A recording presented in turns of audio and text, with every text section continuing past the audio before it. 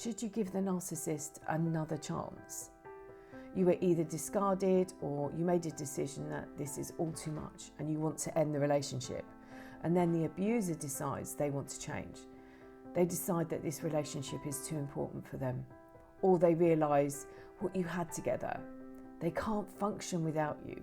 Or they may declare that you were the one that got away. They want another chance. What do you do? This is exactly what I want to cover in this video.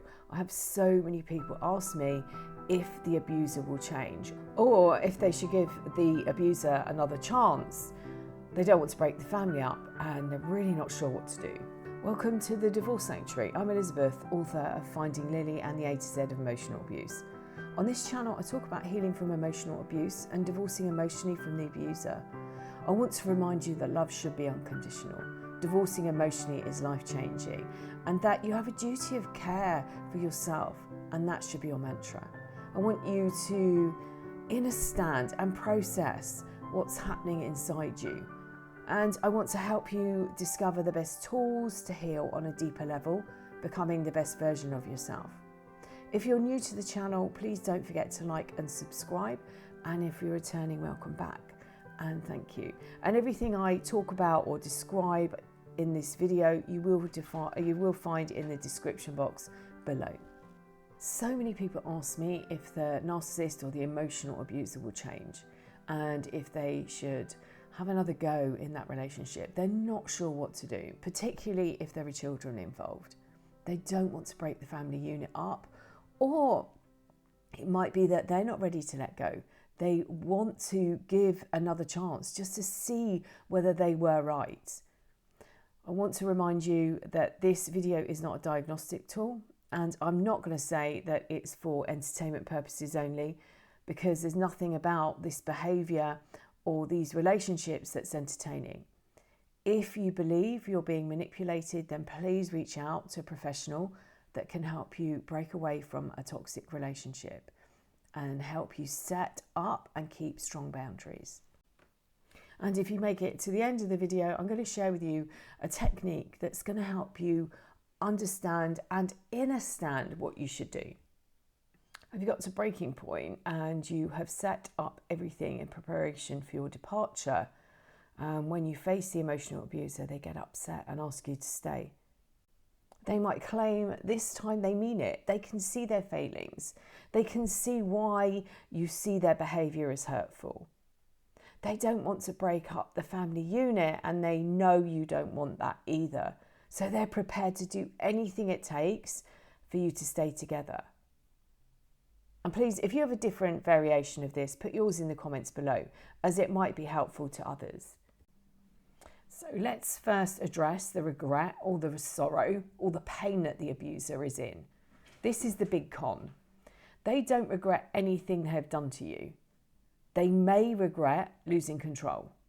They may regret not picking up sooner that you were going to make an attempt to escape, as now they're going to have to hand over the power in the relationship in an attempt to rein it back in again. Any regret that they claim is not in the form you want it.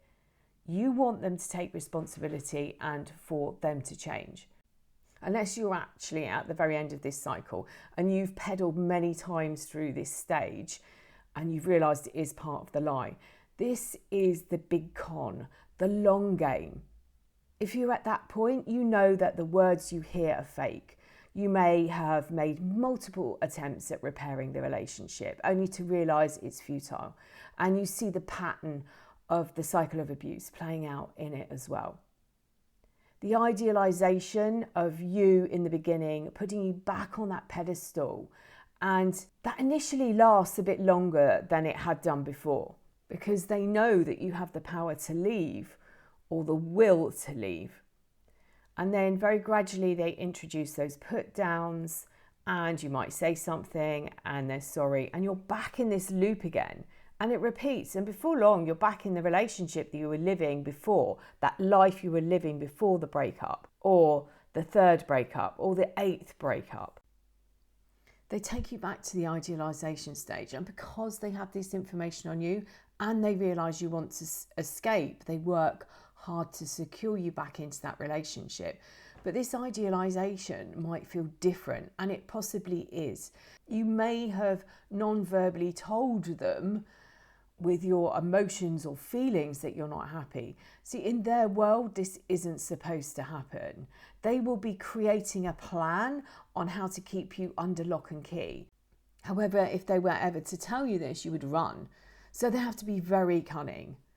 The abuser is driven by their emotions. However, don't be confused, because they're not the same emotions as yours. In fact, their emotions are more of a need. They need to ensure the victim is back under control, as this is how the abuser exists.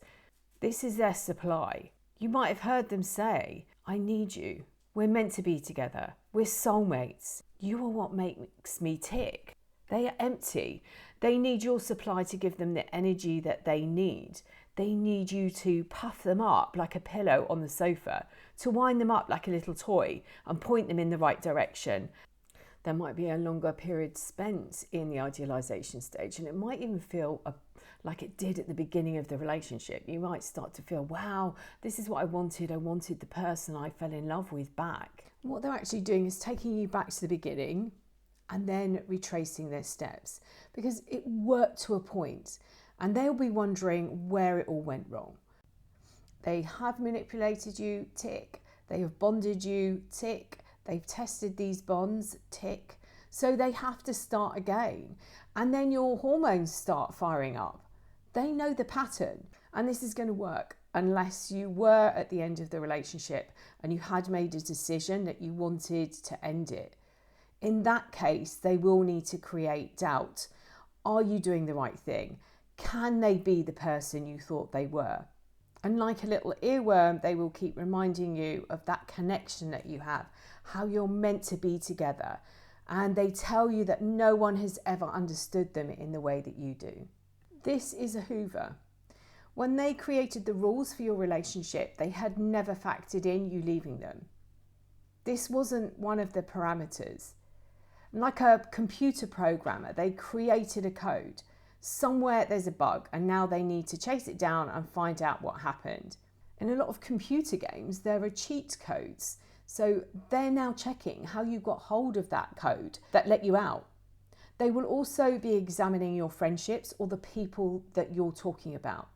Who is new that they had underestimated? Don't be surprised if they start to devalue the groups that you're in, as they check all the escape routes are locked and bolted. The emotional abuser doesn't see people, they see objects. So like the chessboard, each piece has a value. So you might be their queen or a bishop. Children are usually pawns, and these roles are interchangeable. You will now be reinstated as their queen, which is the next highest valued piece on the board to the king. This isn't about gender, this is about value. So depending on what you bring into their life, how satisfied they are in the role that you play, you might be secured there. Or they will look to devalue you and then discard you and replace you. It might not be straight away.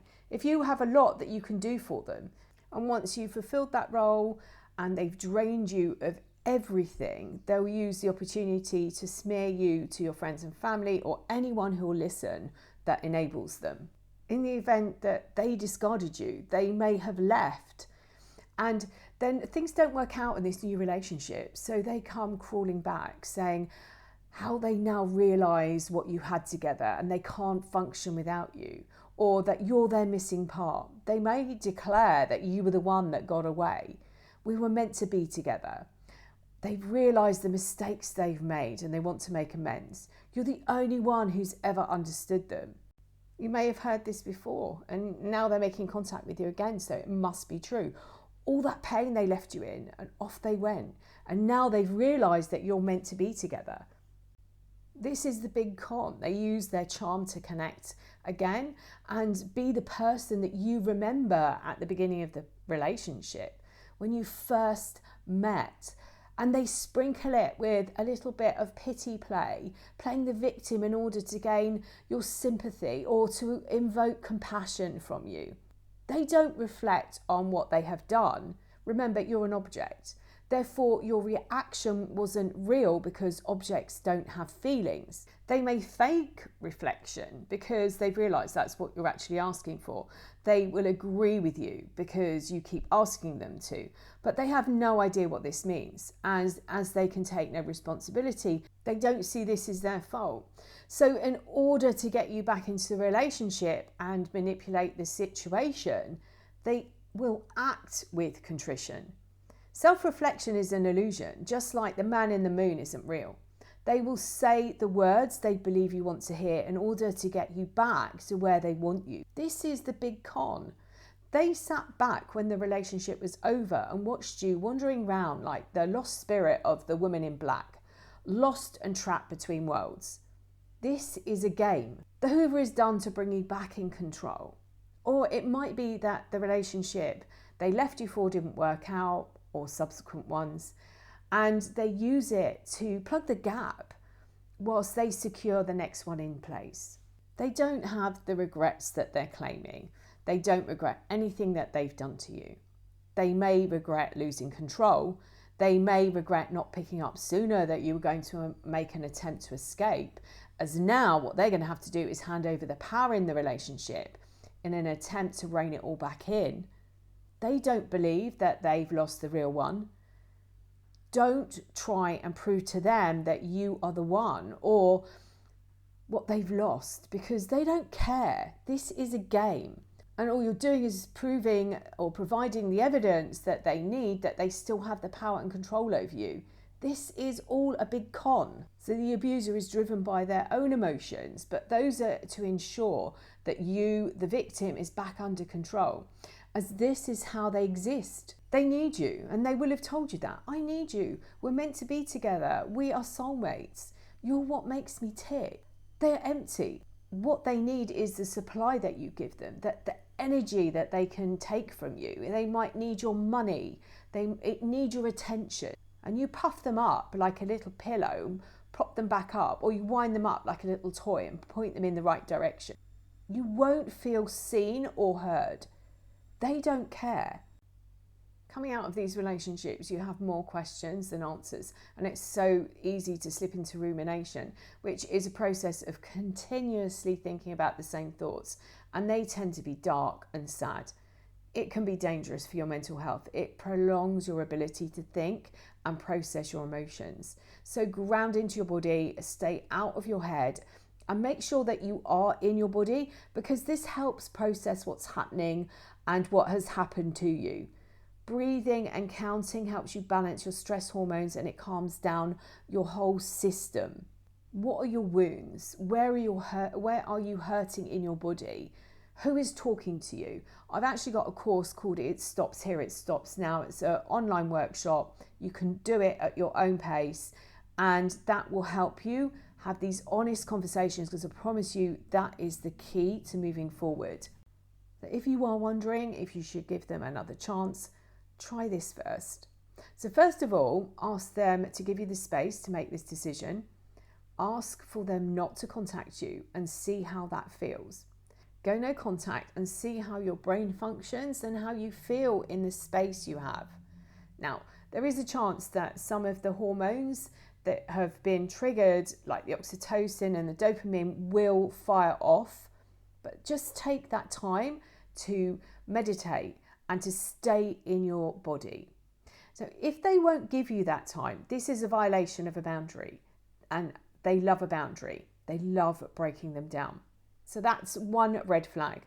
So while you have this space to think, look at your relationship and look at how many chances you've given them.